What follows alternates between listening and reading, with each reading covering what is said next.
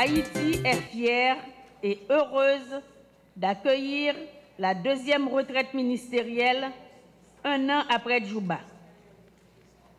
Je veux y voir l'expression de la détermination renouvelée de chacun de nos pays dits fragiles d'affronter les innombrables défis de cette décennie particulièrement difficile et l'affirmation claire de nos ambitions communes. Quelques jours après le séisme du 12 janvier 2010, qui frappa en plein cœur notre pays, de nombreux journalistes occidentaux ont parlé de pays maudits. La réaction de nos élites et de nos populations fut immédiate et vive. Un de nos grands écrivains, vivant en Amérique du Nord, mais présent à Port-au-Prince ce jour-là, déclara « Il faut cesser d'employer ce terme de malédiction. C'est un mot insultant qui sous-entend qu'Haïti a fait quelque chose de mal et qu'il le paye. C'est un mot qui ne veut rien dire scientifiquement. On a subi des cyclones pour des raisons précises. Il n'y a pas eu de tremblement de terre d'une telle magnitude depuis 200 ans. Si c'était une malédiction, alors il faudrait dire aussi que la Californie ou le Japon sont maudits. Oui, je veux réaffirmer avec vous que la fragilité de nos États n'est pas une malédiction ni une fatalité. Ces causes et ces remèdes ne sont pas inconnus. Et, en ce qui concerne Haïti, nous connaissons bien les racines de nos fragilités. Notre devoir de citoyen et notre responsabilité de femmes et hommes placés à la tête des institutions de nos pays est d'apporter les ressources appropriées pour renforcer durablement notre résilience collective et nous remettre sur le chemin du développement. We must not be afraid of writing in our own voice and in our own language and from our own perspective. We must also make sure that we get right our indicators on peace building and state building. This will ensure that it is first necessary to address peace and stability before broader development goals can be achieved. And we must continue to make our voice heard. We must make up for the fact that we had no voice for too long. And we must continue to participate in global forums and raise global recognition of our needs. I hope that we can produce a collective statement at this ministerial retreat so that we can take the results of our discussions forward. Ladies and gentlemen, this retreat gives us all the chance to meet again as friends, to form new bonds across nations, and to make sure that our people get a fair go from the global development agenda. I would like to again thank our generous hosts for their support and for their hospitality. Après les événements terribles que la République d'Haïti vient de traverser, avec un cyclone, avec une tempête, juste après la tempête, des inondations, dans l'espace de 30 jours, nous comprenons mieux que quiconque et plus que jamais l'importance de s'unir, d'unir nos forces pour le combat contre la fragilité et le combat pour la restauration de notre résilience au choc extérieur.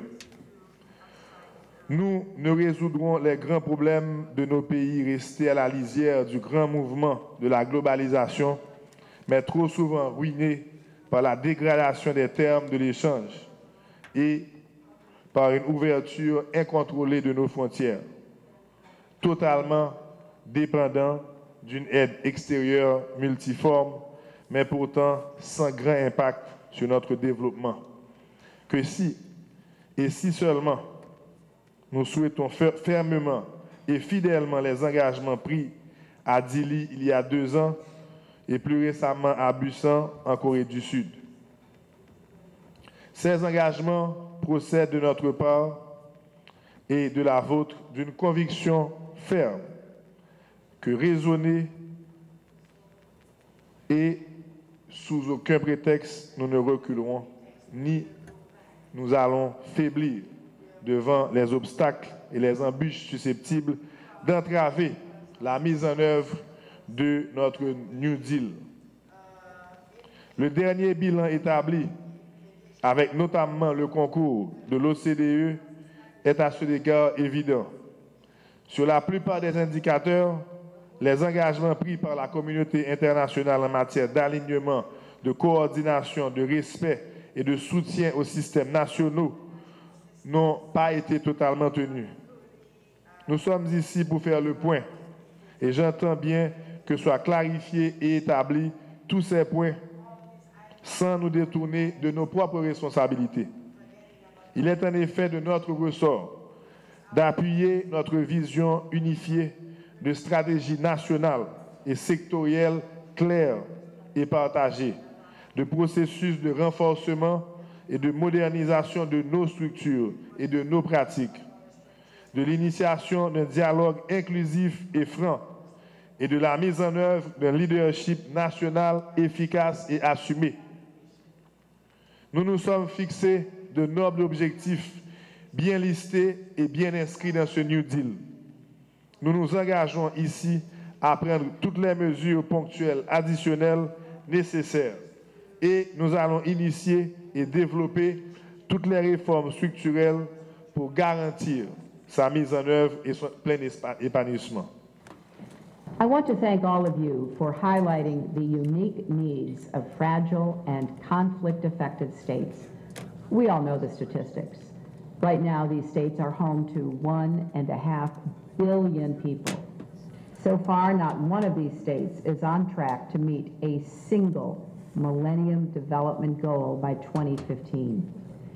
The New Deal for Fragile States, which you have developed from the very beginning, is an exciting and fresh approach that has the chance to deliver real results.